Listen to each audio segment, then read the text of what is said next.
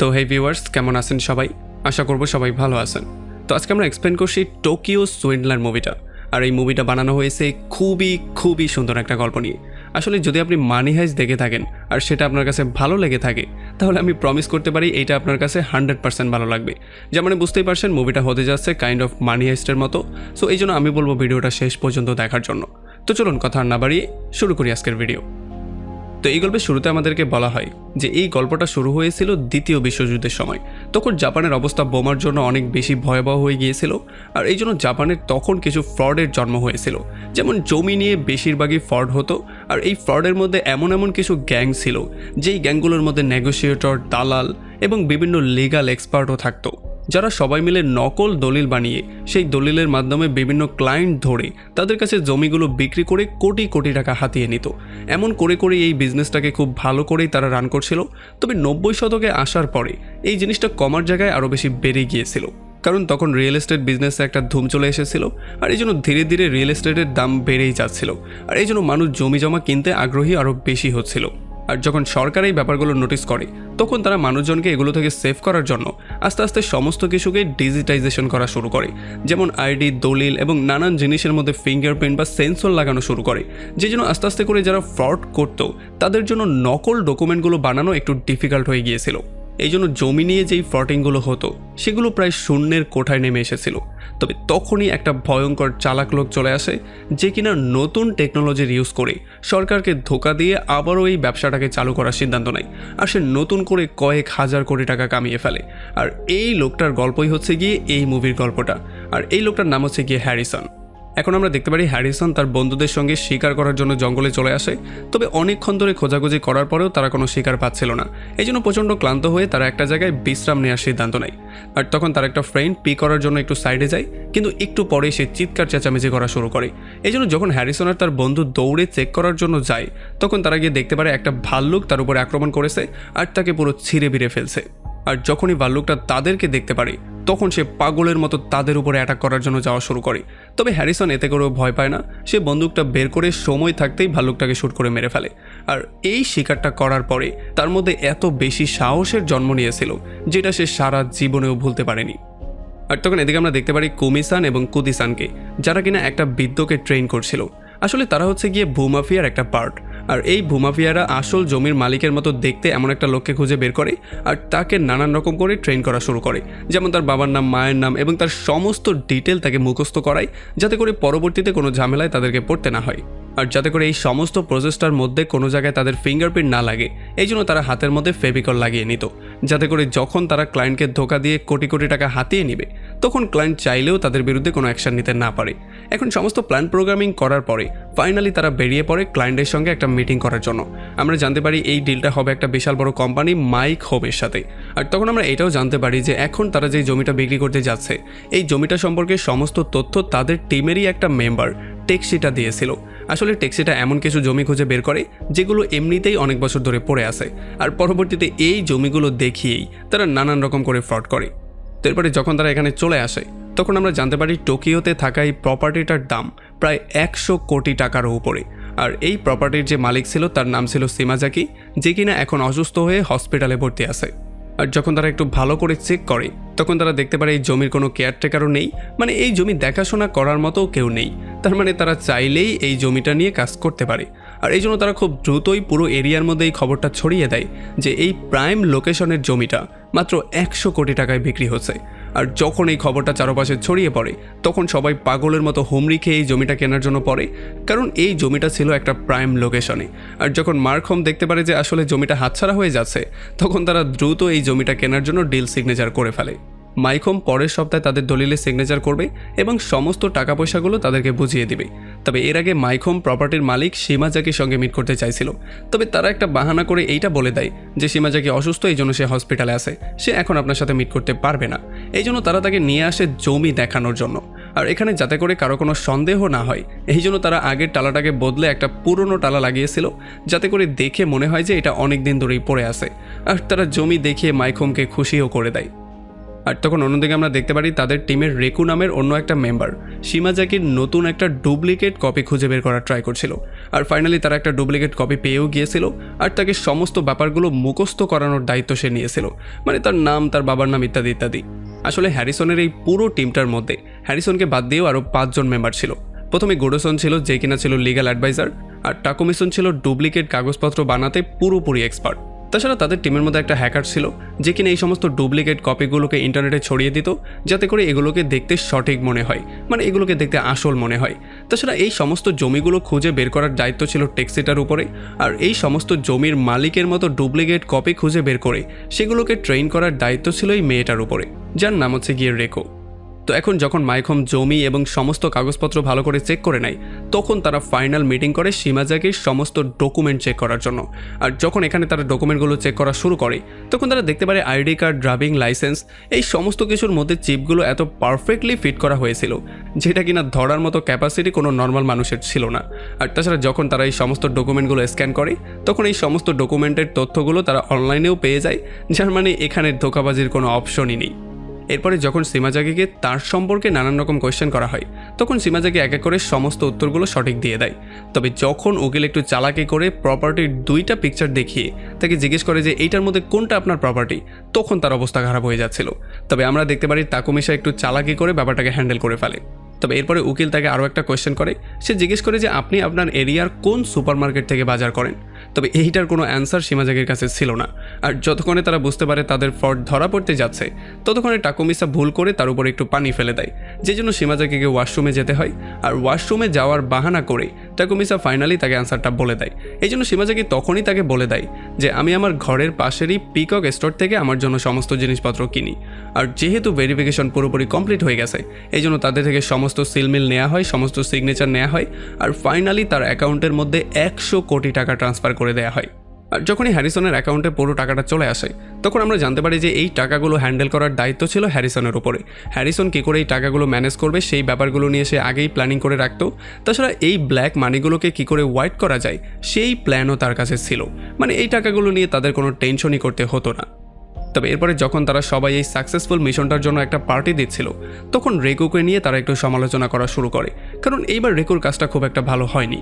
কারণ যখন সেই উকিল বৃদ্ধকে কোয়েশ্চেন করছিল, তখন সে কোনো অ্যান্সারই দিতে পারছিল না। যদি তারা ভুল করে তার উপরে পানি ফেলার বাহানা না করে তার কানের মধ্যে যদি একটা চিপ ঢুকিয়ে না দিত, আর হ্যারিসন যদি দূর থেকে তাদেরকে গাইড না করতো, তাহলে এইবার তারা ধরা পড়েই যেত।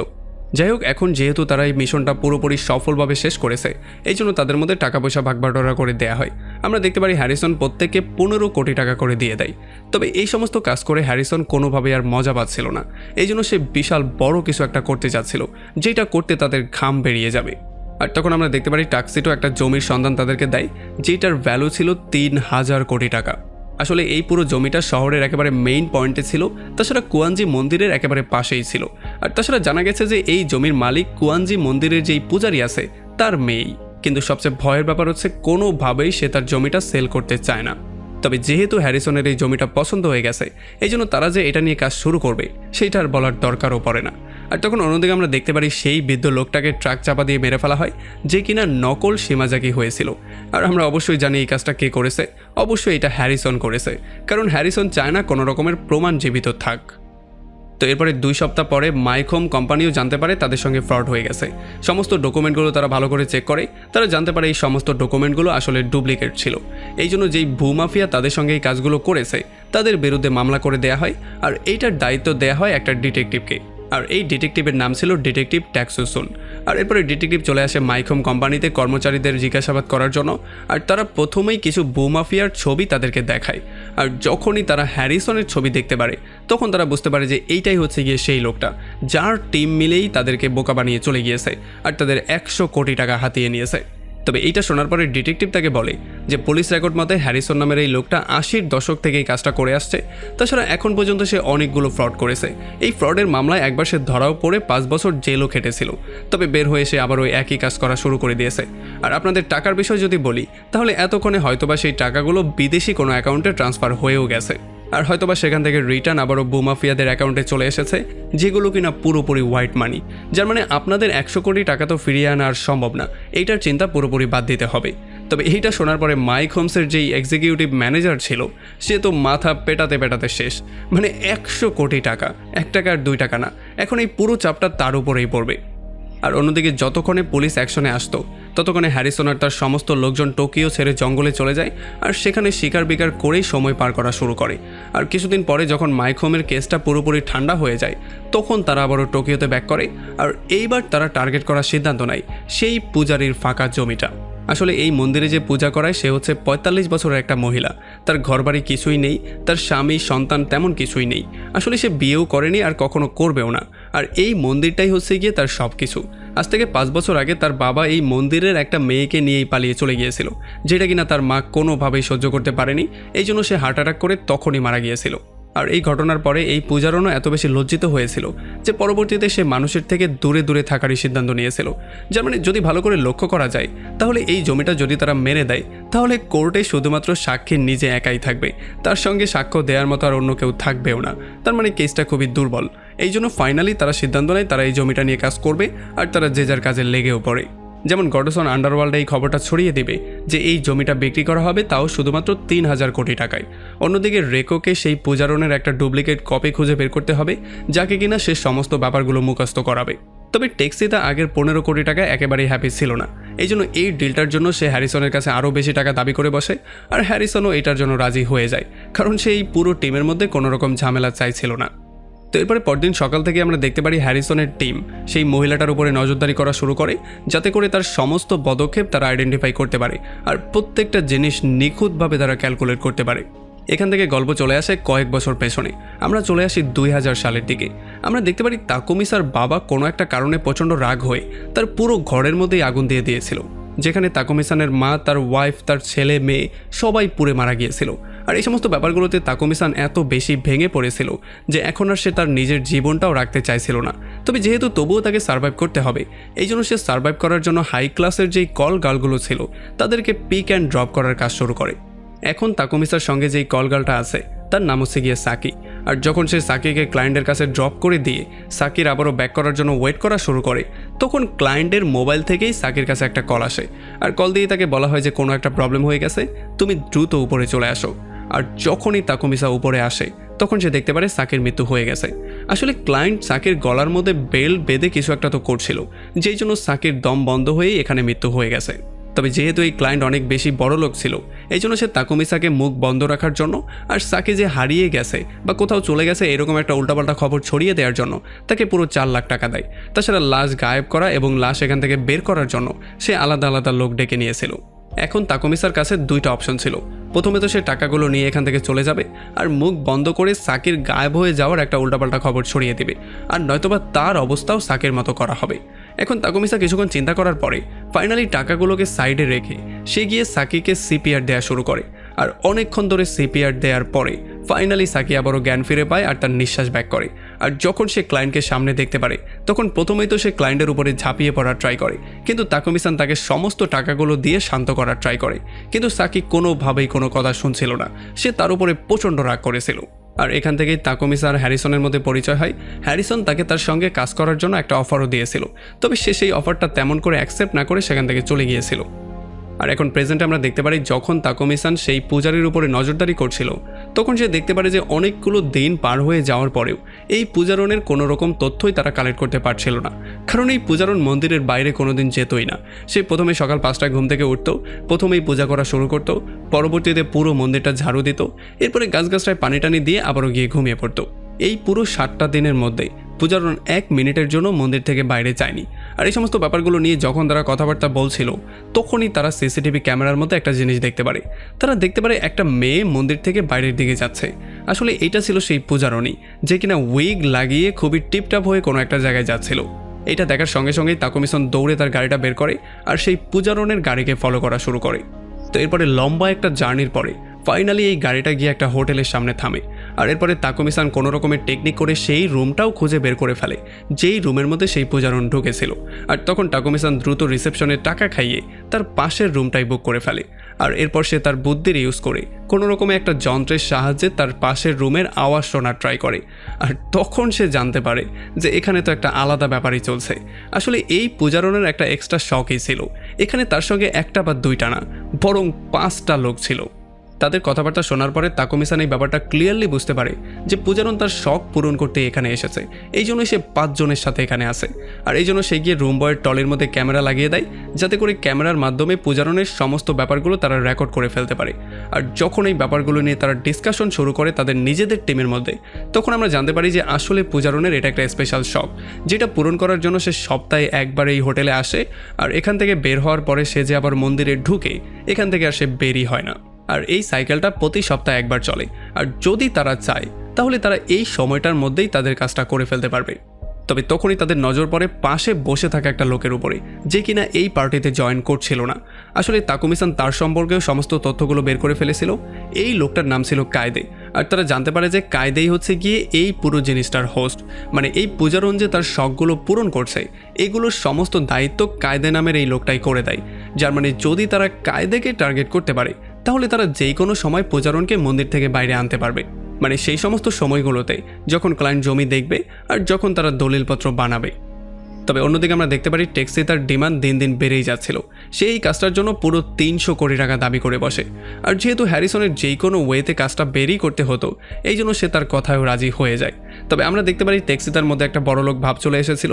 সে কাজের প্রতি আর মনোযোগী ছিল না, সে সবসময় নেশার মধ্যেই ব্যস্ত থাকতো। আর অন্যদিকে গুডোসোনো আন্ডারওয়ার্ল্ডের দালালদের মধ্যেই খবরটা ছড়িয়ে দিয়েছিল যে এই জমিটা মাত্র 3000 কোটি টাকায় বিক্রি হবে। তবে অনেক দিন পার হয়ে যাওয়ার পরেও তাদের কাছে একটা ক্লায়েন্টেরও কল আসেনি।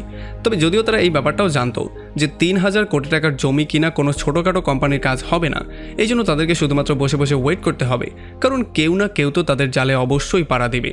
অন্যদিকে ডিটেকটিভ তাকসু-সান তাকুমি-সানের বাবার সঙ্গে মিট করার জন্য জেলে চলে আসে। আসলে এখানে ডিটেকটিভ শুধুমাত্র তার বাবার কাছে এই জিনিসটা জানতে চাচ্ছিল যে তার সাথে কারা জমির ফ্রড করেছিল, মানে তাদের সাথে তার দেখা কী করে হয়েছিল এবং কিভাবে সেই ফ্রডের মধ্যে পা দিয়েছিল। আর তখন তাকুমি-সানের বাবা তাকে বলে যে তার যতটুকু মনে পড়ে সে সেই জমির দালালদের সঙ্গে তার ছেলের মাধ্যমেই মিট করেছিল।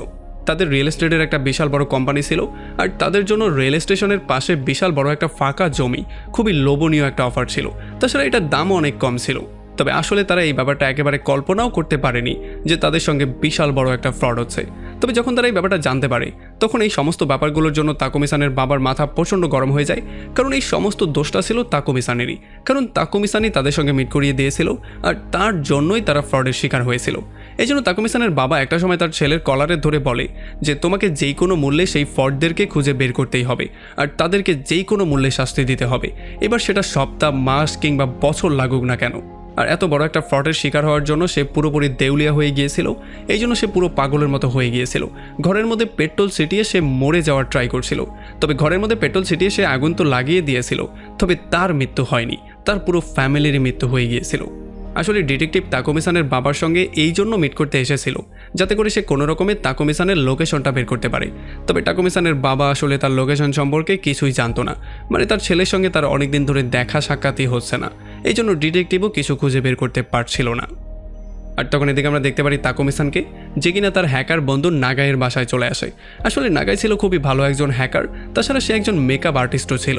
এই জন্য তাকুমি-সান এখানে এসেছে প্রস্থেটিক মেকআপ করার জন্য, কারণ নাগাই এই মেকআপে পুরো এক্সপার্ট। আর এই মেকআপ করার পরে আমরা দেখতে পারি তার বন্ধু তার পুরো চেহারাই বদলে ফেলে, মানে তাকে দেখে মনে হচ্ছিল তার মুখের এক সাইড পুরোপুরি পুড়ে গেছে। আর এরকম করেই সে চলে আসে কায়দার ক্লাবে জব নেওয়ার জন্য। আসলে কায়দার এখানে এসে বলা শুরু করে যে সে কায়দার একজন বিগ ফ্যান, তার কাজকর্ম দেখেই সে লাইফে ইন্সপায়ার হয়ে এই কাজে জয়েন করার সিদ্ধান্ত নিয়েছে। মানে যত রকম করে চাটা যেত সে এখানে সব রকম করে চাটা ট্রাই করে, আর ফাইনালি এমন করে সে কায়দার ক্লাবে একটা জবও পেয়ে যায়। ডকুমেন্টে তার নাম দেওয়া হয়েছিল সুজি সাওয়া, যাতে করে তার রিয়েল আইডেন্টিটি ফাঁস না হয়ে যায়। এই ব্যাপারটা ভূমাফিয়া খুব ভালো করে লক্ষ্য করত। অন্যদিকে গডুসা তার একটা পুরনো বন্ধু টুনটুনের সঙ্গে গিয়ে মিট করে, আর সে তাকে বলে যে আমরা 1000 কোটি টাকার একটা প্রপার্টি সেল করতে চাই, তবে আমরা কোনো ক্লায়েন্ট খুঁজে পাচ্ছি না। তবে টুনটুন তাকে এটা ক্লিয়ার করে জানিয়ে দেয় যে 1000 কোটি টাকার প্রপার্টি সেল করা মার্ক সোমকে বোকা বানানোর মতো এতটা সহজ হবে না, কারণ কোনো বড় কোম্পানি কেন ছোট একটা দালালের মাধ্যমে এত বড় একটা প্রপার্টি কিনতে যাবে, তাও আবার 1000 কোটি টাকার। যদি তোমরা এত বড় ক্লায়েন্টকে ফাঁসাতে চাও তাহলে তোমাদেরকে জমিন সেল করার একটা কোম্পানি বানাতে হবে, যেই কোম্পানিটাও হবে রেপুটেড একটা কোম্পানি। এখন আমি চাইলে তোমাদের জন্য সেই কোম্পানিটা বানিয়ে দিতে পারি, তবে এটার জন্য সে 3 কোটি টাকা দাবি করে বসে। আর যখন গডুসন হ্যারিসনের সঙ্গে গিয়ে ডিসকাশন করে এই ব্যাপারটা নিয়ে, তখন হ্যারিসনও তার বন্ধুকে 3 কোটি টাকা দেওয়ার জন্য রাজি হয়ে যায়।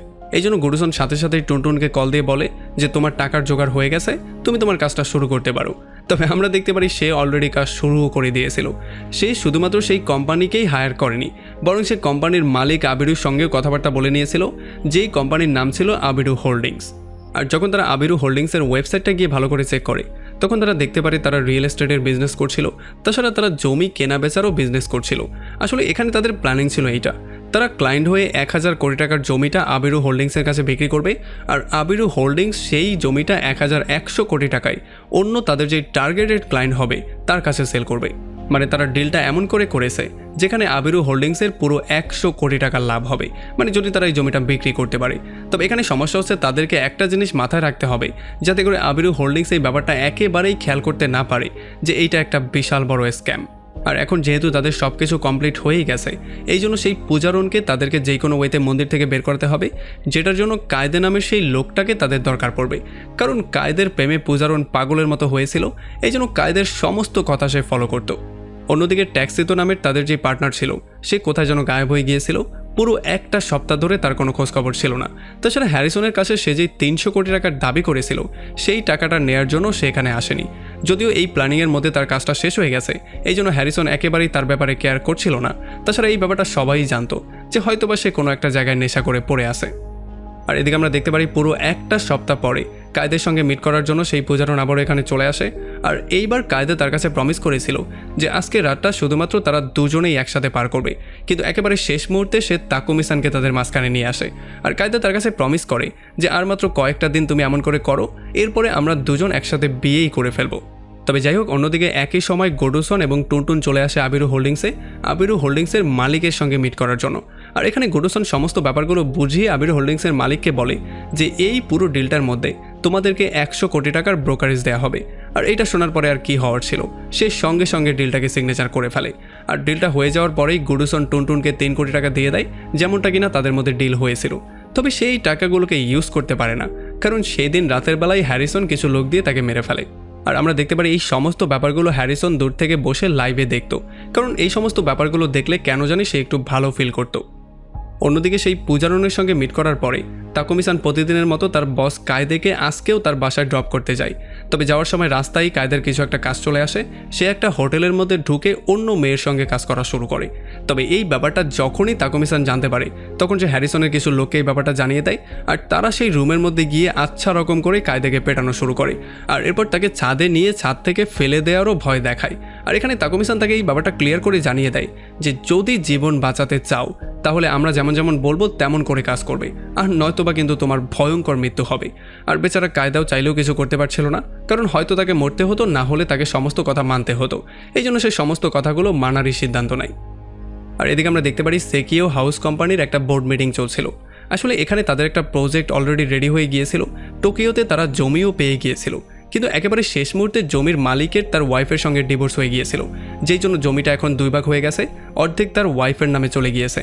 এই জন্য তারা কোনোভাবেই এই প্রজেক্টটা ডেভেলপ করতে পারছিল না, এই জন্য তাদের মাথাও প্রচণ্ড গরম হয়েছিল। এই জন্য যত দ্রুত সম্ভব তাদের জমির দরকার ছিল, তাও আবার টোকিওর মাঝখানে, মানে একেবারে শহরের মেইন পয়েন্টে। আর সবচেয়ে বেশি প্রেশার ছিল এই কোম্পানির ডেভেলপ ডিপার্টমেন্টের হেডের উপরে। আর এই জন্য সে তাদের সবার কাছে প্রমিসও করে যে যেই কোনো ওয়েতে 1 মাসের মধ্যে সে জমি খুঁজে বের করবে, এবং এই প্রজেক্ট সেই জমির উপরেই করা হবে। অনেক খোঁজাখুঁজি করার পরে ফাইনালি তারা একটা জমি পেয়ে যায়, যেই জমিটা কিনা আবিরু হোল্ডিংসের আন্ডারে সেল করা হচ্ছিল। আর এটা শোনার পরে আর কি হওয়ার ছিল, তারা দ্রুত তার সঙ্গে একটা মিটিং ফিক্স করে ফেলে। তবে মিটিংটা ছিল মাত্র 5 দিন পরে। আর আমরা দেখতে পারি হ্যারিসন এই মাঝখানের সময়টাকে কাজে লাগানোর জন্য সমস্ত নকল ডকুমেন্টগুলো বানানো শুরু করে। আর এই সমস্ত জাল ডকুমেন্টগুলোকে গভর্নমেন্ট সাইটে আপডেট করার কাজ করতো হ্যাকার নাগাই, যাতে করে যদি ক্লায়েন্ট ভুল করেও তাদের আইডি কার্ডগুলো স্ক্যান করে সার্চ করার ট্রাই করে, তাহলে তারা অরিজিনাল ডকুমেন্টে না পেয়ে ফেক ডকুমেন্টগুলো পায়। এদিকে টুনটুনের মৃত্যুর খবর ডিটেকটিভ তাতসুসানের কাছে চলে আসে, এই জন্য তারা দ্রুত পুলিশ নিয়ে চলে আসে টুনটুনের বাসায়। আর এখানে অনেকক্ষণ ধরে খোঁজাখুঁজি করার পরেও তারা একটা ক্লু পর্যন্ত খুঁজে পায় না, মানে ফরেন্সিক টিম এখানে কিছুই খুঁজে পায় না, না একটা আঙ্গুলের ছাপ, না একটা পায়ের ছাপ। আসলে এই ঘরের মধ্যে সমস্ত জিনিসপত্র চকচক করছিল আর প্রত্যেকটা জিনিস যার যার জায়গায় ছিল, যার মানে দেখে মনে হচ্ছিল এখানে কিছু হয়নি। তার মানে এই ব্যাপারটা তো ক্লিয়ার যে মার্ডার করার পরে ঘরটাকে পুরোপুরিভাবে পরিষ্কার করা হয়েছে। তবে তখনই ডিটেকটিভ এখানে কোড ওয়ার্ডে একটা বার্তা পেয়ে যায়। এই জন্য সে দ্রুত এটার একটা পিকচার ক্লিক করে আর এটাকে ডিকোড করার জন্য সে তার সহকারীর কাছে চলে যায়। যদিও এটাকে ডিকোড করতে তাদের অনেকটাই সময় লেগে গিয়েছিল, তবে ফাইনালি তারা এটা খুঁজে বের করে ফেলেছিল যে আবিরু হোল্ডিংসের অফিসের মধ্যে 2 তারিখ সকাল 8টার সময় একটা মিটিং আছে। আর এই জন্য ডিটেকটিভ সকাল 7টার সময় গিয়ে সেটার সামনের একটা কফি শপে বসে পড়ে, যাতে করে সমস্ত ব্যাপারগুলো সেখান থেকে সে নজরদারিতে রাখতে পারে। এরপরে যখনই 8টা বেজে যায় তখন সিকিউ হাউসের লোকজন চলে আসে, কারণ এখানে তাদের সঙ্গে আজকে মিটিং ছিল। আর একটু পরে আমরা দেখতে পারি ওডোসন আর টাকুমিসানও চলে আসে। আর যখন ডিটেকটিভ তাদের দুজনকে দেখতে পারে তখন সে এক নজরেই চিনতে পারে এই লোকগুলো হচ্ছে সেই লোকগুলো যারা কিনা মার্ক হোমের কেসের মধ্যে জড়িত ছিল, মানে তাদেরকে ফ্রড বানানোর কাজে তারা জড়িত ছিল। কারণ সেই কেসটা যেহেতু তার আন্ডারে ছিল এই জন্য সে তাদের দুজনকে খুব ভালো করেই চিনতে পারে। তবে একটু পরে আমরা দেখতে পারি তারা একই কফি শপে ঢুকে একেবারে ডিটেকটিভের পেছনের সিটে গিয়ে বসে আর এখানে তারা গল্পগুজব করা শুরু করে। আসলে যদিও মিটিংয়ের সময়টা হয়ে গিয়েছিল, তবে টাকুমিসান চাইছিল একটু লেট করতে, কারণ এমনটা করলে তাদের ধৈর্যেরও একটা পরীক্ষা হয়ে যাবে। তাছাড়া যদি তারা একটু বেশি অ্যাগ্রেসিভ হয়ে যায় তাহলে তাদেরকে একটু ভালো করে বেকুব বানানো যাবে।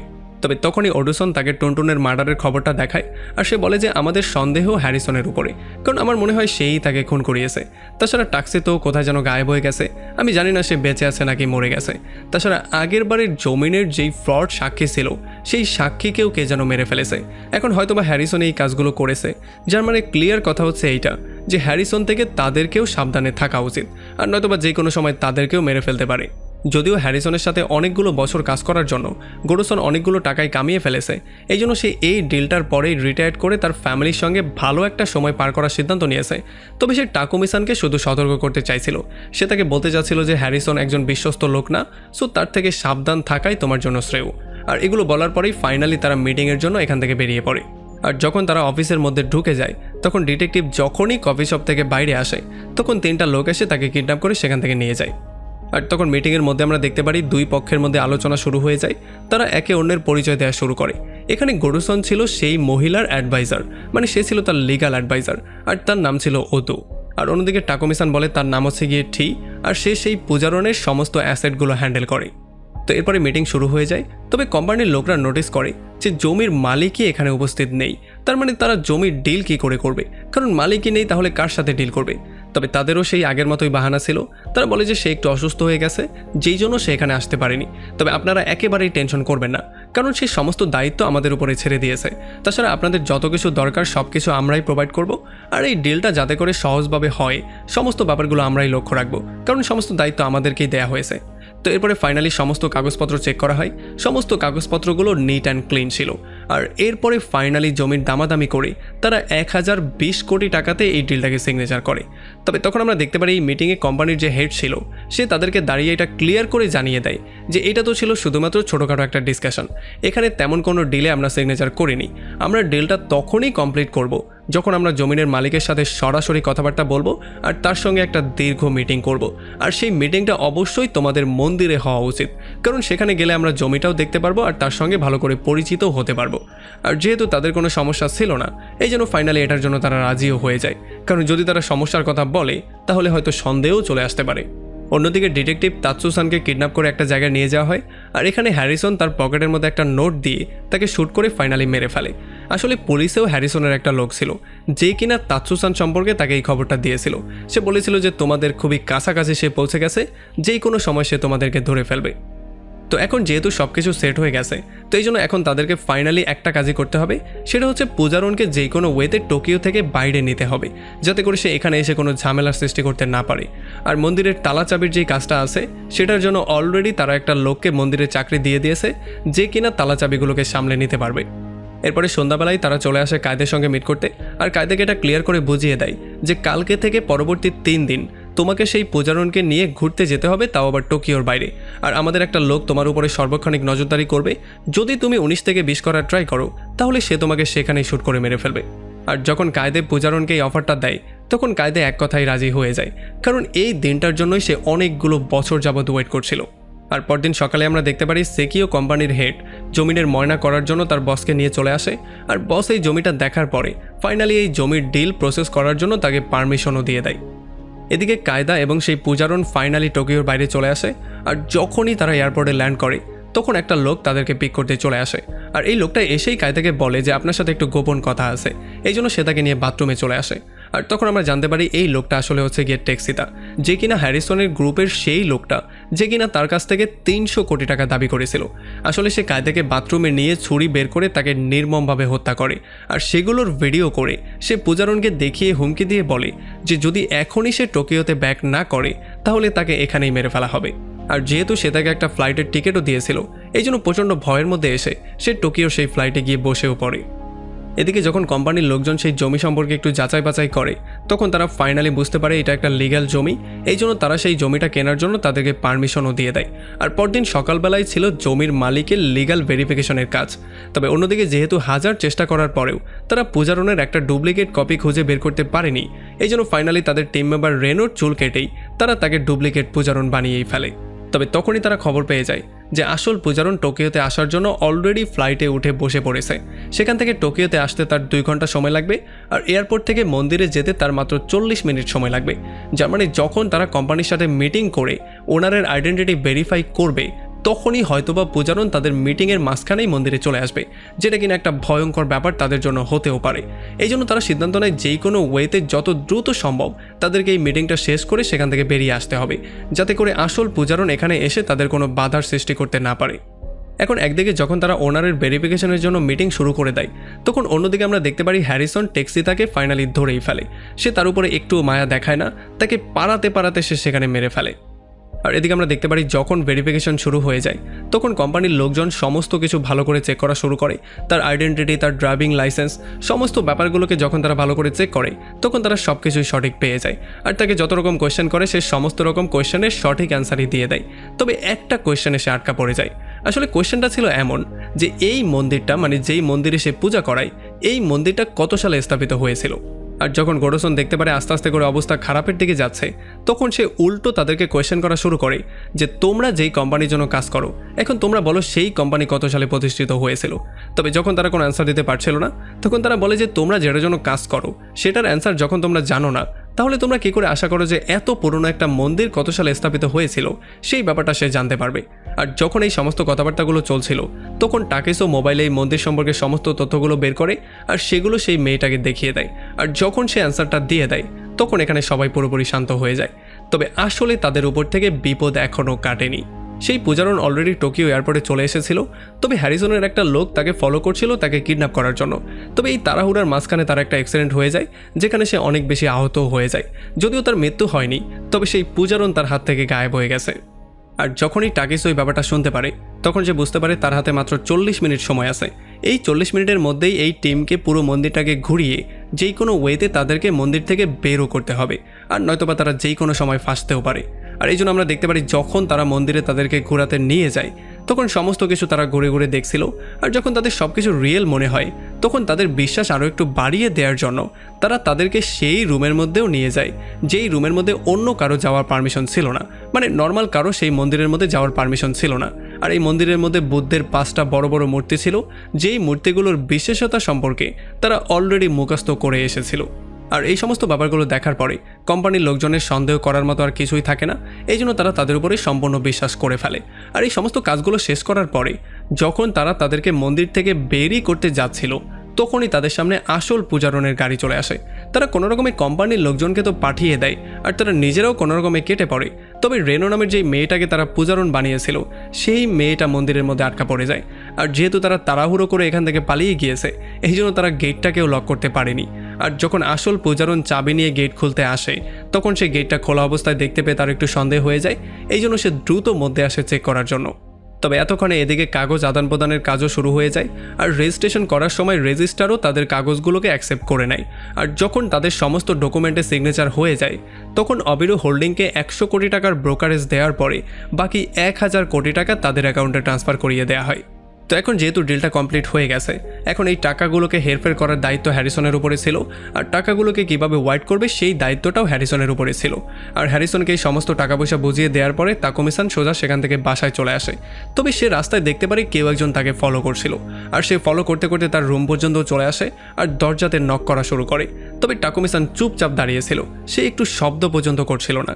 এই জন্য দরজার বাইরে থেকেই সেই মেয়েটা বলা শুরু করে যে সে হচ্ছে গিয়ে ডিটেকটিভের একজন লোক, মানে সেও হচ্ছে একজন ডিটেকটিভ, আর যে ডিটেকটিভকে মেরে ফেলা হয়েছে সে তার সঙ্গে কাজ করত।